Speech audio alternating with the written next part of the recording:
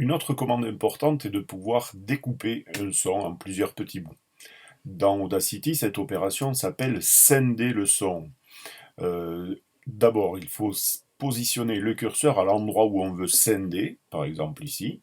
Voilà, c'est ici que je veux découper le son et créer deux bouts de son à droite et à gauche du curseur. Donc je place mon curseur au bon endroit et ensuite je vais aller en haut ici dans le menu édition, puis dans le menu limite de clip, et c'est ici que je trouve la commande scinder que vous retrouvez aussi avec le raccourci clavier CTRL-I.